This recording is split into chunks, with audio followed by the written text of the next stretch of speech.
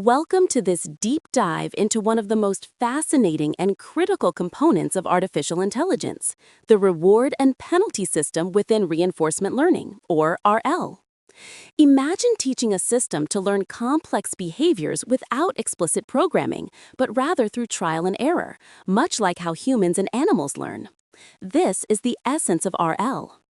At its core, reinforcement learning is a paradigm where an agent interacts with an environment, taking actions and transitioning between states. The agent's ultimate goal is not just to perform actions, but to discover an optimal policy, a strategy that dictates its behavior to maximize a cumulative numerical reward signal over time. This system is what drives everything from self-driving cars to game-playing AI, making the understanding of rewards and penalties absolutely fundamental to grasping modern AI. At the heart of reinforcement learning lies a simple yet profoundly powerful concept, the immediate feedback mechanism of rewards and penalties. Think of these as the primary language the environment uses to communicate with the agent.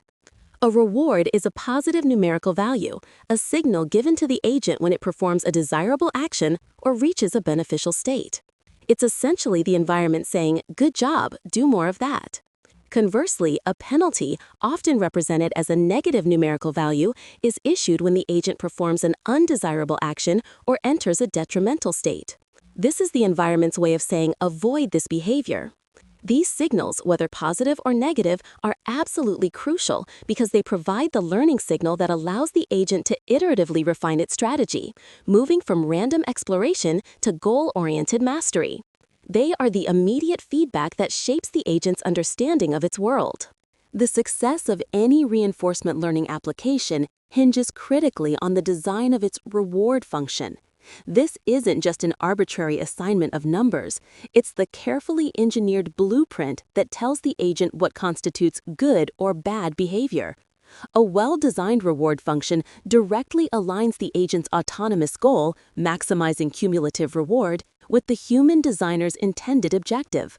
However, this is often one of the most challenging aspects of RL.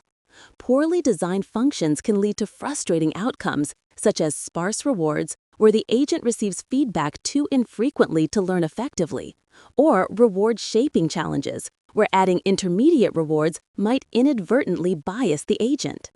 The key is to make the reward function clear, consistent, and directly correlated with the desired task completion, ensuring the agent learns the intended behavior efficiently and robustly. Positive rewards are the motivational backbone of reinforcement learning, acting as explicit encouragement for the agent to repeat and refine desirable actions. Consider a common scenario like training an AI to play a game. When the agent scores a point, it receives a positive reward, perhaps a +1 or +10 value. This immediate numerical feedback reinforces the sequence of actions that led to the point, making the agent more likely to replicate similar strategies in the future. In robotics, a positive reward might be granted when a robot successfully grasps an object, signifying progress towards its objective. For self-driving cars, safely navigating a complex intersection without incidents would yield a substantial positive reward. These instances exemplify how positive rewards are instrumental in shaping an agent's policy, guiding it through complex decision spaces towards optimal performance, much like how a treat encourages a pet to learn a new trick. Just as positive rewards encourage desired actions, negative penalties are crucial for discouraging undesirable or harmful behaviors. These signals serve as a strong deterrent, teaching the agent what not to do. Imagine an AI learning to play chess. Losing a piece or making an illegal move would incur a penalty, perhaps a -5 or -10 points. This negative feedback immediately informs the agent that its action was suboptimal or incorrect, pushing it to explore alternative strategies. In autonomous navigation, a self-driving car hitting an obstacle would receive a significant negative penalty, maybe even -100 or -1,000 points, prompting it to learn collision avoidance. Penalties are not about punishment in a human sense, but about providing clear boundaries and consequences within the learning environment. They are essential for guiding the agent away from dangerous states or inefficient paths, thereby ensuring safe and effective operation in real-world applications. While immediate rewards and penalties are crucial, reinforcement learning is not just about optimizing for the next immediate step. It operates under the fundamental reward hypothesis, which states that all goals can be described as the maximization of the expected cumulative sum of a reward signal. This means the agent isn't just seeking a single high reward, but rather aims to maximize the total sum of rewards it receives over an entire sequence of actions, potentially stretching far into the future. This introduces the concept of cumulative reward. An agent must learn to make decisions that might yield a small immediate penalty but lead to much larger rewards later on, or vice versa. This foresight, the ability to value future rewards, is what distinguishes sophisticated RL agents from simpler reactive systems, allowing them to tackle complex, multi-step problems that require strategic planning over extended periods. To effectively manage the balance between immediate and future rewards, reinforcement learning employs a critical parameter known as the discount factor, often denoted by the Greek letter gamma.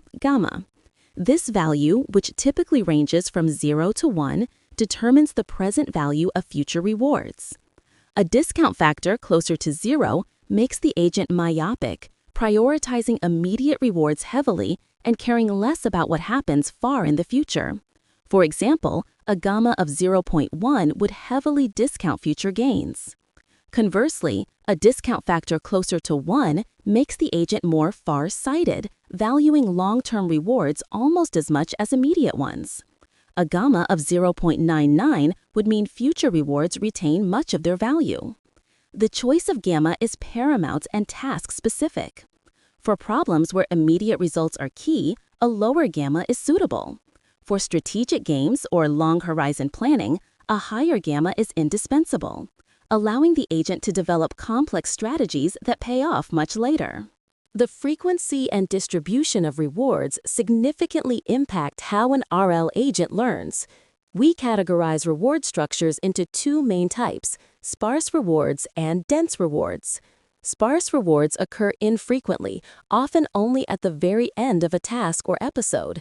Imagine an AI learning to win a complex game, receiving a reward of +1 only upon victory and 0 for every other action.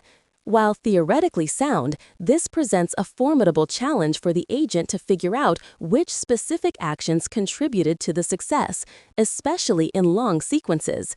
This is often referred to as the credit assignment problem. In contrast, dense rewards provide frequent feedback throughout the learning process. For instance, in a navigation task, an agent might receive a small positive reward for moving towards the goal and a small penalty for moving away. Dense rewards offer more immediate guidance, accelerating learning. However, designing effective dense rewards without inadvertently leading to reward hacking can be difficult, requiring careful consideration to avoid unintended shortcuts. Despite its elegance, designing effective reward systems is fraught with challenges. One prominent pitfall is reward hacking, where an agent discovers unforeseen loopholes in the reward function, exploiting the system to gain rewards without achieving the actual intended goal. For instance, a cleaning robot might be rewarded for removing dirt, but instead of cleaning, it might learn to simply sweep dirt under a rug to hide it. Another challenge lies in ensuring safety and ethical compliance. If an agent is too aggressively rewarded for a specific outcome, it might disregard safety protocols or ethical boundaries to achieve that reward. The subtle complexity of real-world environments often makes it incredibly difficult to define a perfect, comprehensive reward function from the outset.